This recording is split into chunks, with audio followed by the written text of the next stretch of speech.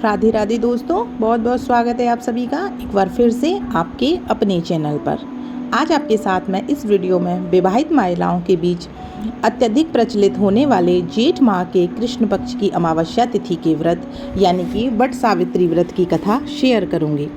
अगर आपको इस कथा को सुनने से आनंद मिलता है, सौभाग्य की प्राप्ति होती है, तो बिल्कुल वीडियो को लाइक कर दीजिएगा और चैनल को अपना समझकर सब्सक्राइब ज़रूर कीजिएगा। चलिए दोस्तों, वीडियो में आगे बढ़ते हैं। लो बांके बिहारी लाल की जय। भद्र देश में एक राजा राज्य करते थे जिनका नाम अश्वपति था। भद्र देश के राजा अश्वपति के कोई संतान नहीं थी।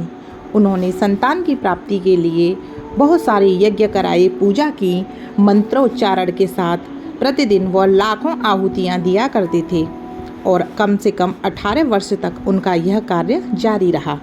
इसके बाद एक दिन सावित्री देवी ने प्रकट होकर राजा को वर मांगने को कहा तो राजा ने कहा कि हे देवी, मेरे पास कोई संतान नहीं है।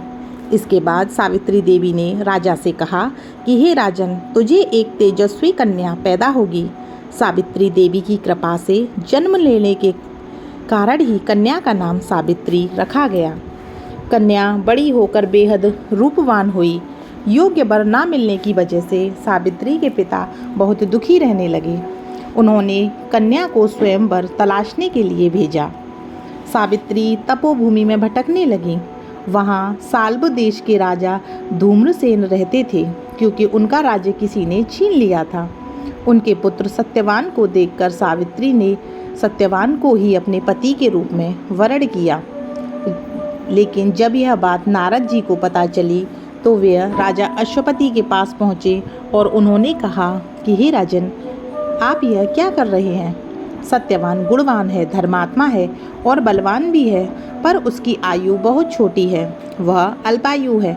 1 वर्ष के बाद ही उसकी मृत्यु हो जाएगी। ऋषि राज नारद की बात सुनकर राजा अश्वपति घोर चिंता में डूब गए। सावित्री ने उनसे कारण पूछा कि हे पिताजी, आप किस कारण इतने उदास रहने लगे हैं? तो राजा ने कहा कि पुत्री, तुमने जिस राजकुमार को अपना वर चुना है वह अल्पायु है। तुम्हें किसी और को अपना जीवन साथी बनाना चाहिए। इस पर सावित्री देवी ने कहा कि पिताजी, आर्य कन्याएं अपने पति का एक बार ही वरण करती हैं। राजा एक बार ही आज्ञा देता है और पंडित एक बार ही प्रतिज्ञा कराते हैं और कन्यादान भी पिताजी एक ही बार किया जाता है। सावित्री हट करने लगी और बोली, मैं सत्यवान से ही विवाह करूंगी।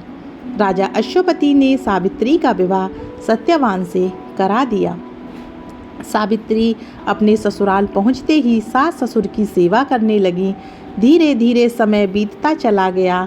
नारद मुनि ने सावित्री को पहले ही सत्यवान की मृत्यु के दिन के बारे में बता दिया था। वह दिन जैसे जैसे करीब आने लगा, सावित्री अधीर होने लगी। उन्होंने 3 दिन पहले से ही उपवास रखना शुरू कर दिया। नारद मुनि द्वारा बताई गई निश्चित तिथि पर पितरों का पूजन किया। हर दिन की तरह सत्यवान उस दिन भी लकड़ी काटने जंगल चले गए, तो सावित्री भी उनके साथ गईं। सत्यवान ने कहा कि जंगल में तेज धूप होगी, पानी भी नहीं होगा और तुमने 3 दिन से कुछ भी नहीं खाया। तुम मेरे साथ जंगल क्यों जाना चाहती हो? लेकिन सावित्री ने बहुत हठ किया, इसलिए सत्यवान उन्हें अपने साथ ले गए। जंगल में पहुंचकर सत्यवान लकड़ी काटने के लिए एक पेड़ पर चढ़ गए। तभी उनके सिर में तेज दर्द होने लगा। दर्द से व्याकुल सत्यवान पेड़ से नीचे उतर गए। सावित्री अपना भविष्य समझ गई थीं। सत्यवान के सिर को गोद में रखकर सावित्री सत्यवान का सिर सहलाने लगी।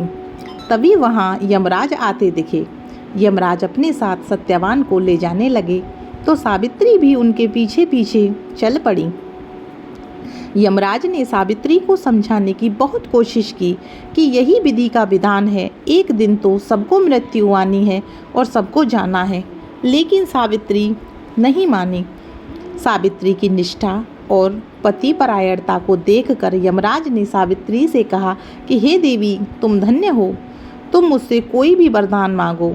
सावित्री ने कहा कि हे देव, अगर आप मुझे वरदान देना चाहते हैं तो मुझे वरदान दीजिए कि मेरे सास ससुर वनवासी और अंधे हैं, आप उन्हें दिव्य ज्योति प्रदान करें। यमराज ने कहा, ऐसा ही होगा, जाओ अब लौट जाओ। लेकिन सावित्री अपने पति सत्यवान के पीछे पीछे चलती रही। यमराज ने कहा, देवी तुम वापस लौट जाओ। सावित्री ने कहा, भगवान मुझे अपने पति देव के पीछे पीछे चलने में कोई परेशानी नहीं है, पति के पीछे चलना मेरा तो कर्तव्य है। यह सुनकर उन्होंने फिर से उसे एक और वर मांगने को कहा। यमराज ने सोचा कि सावित्री को मैं एक वरदान और दे दूंगा तो हो सकता है इससे मेरा पीछा छूट जाए। सावित्री बोली, हमारे ससुर का राज्य छिन गया है, हे देव आप उन्हें फिर से वापस दिला दीजिए। यमराज ने सावित्री को कहा कि यह वचन सत्य होगा। यह वरदान दिया और कहा, अब तुम लौट जाओ। लेकिन सावित्री पीछे पीछे चलती रही। यमराज ने सावित्री को तीसरा वरदान मांगने को कहा। इस पर सावित्री ने 100 संतान और सौभाग्य का वरदान मांगने की सोची। उन्होंने कहा, हे देव। सावित्री ने कहा कि हे देव मुझे 100 संतान प्राप्त हों और मेरा सौभाग्य हमेशा अखंड रहे। यमराज ने झुँझलाकर कहा, तुम्हारा यह वचन भी सत्य हो और देवी अब आप पीछे लौट जाइए।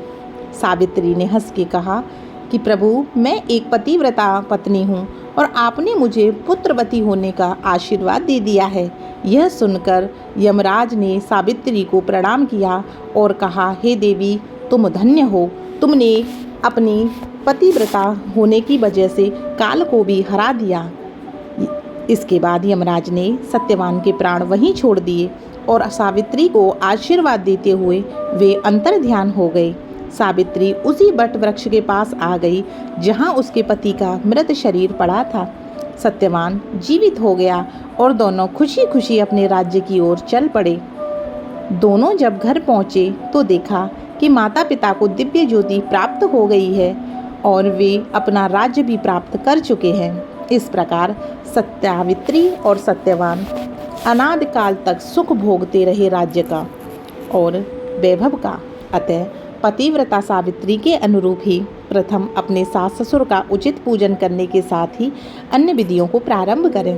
बट सावित्री व्रत करने और इस कथा को सुनने से वैवाहिक जीवन या जीवन साथी की आयु पर या कोई और समस्या होने पर अगर कोई संकट आया है तो वह भी टल जाता है। जैसे यमराज ने सावित्री माता की पूजा से प्रसन्न होकर उन्हें वरदान दिया अखंड सौभाग्य और सुहाग का, उसी तरह हम सभी को भी सावित्री माता और यमराज अखंड सौभाग्य और समृद्धि का वरदान प्राप्त करें। राधे राधे।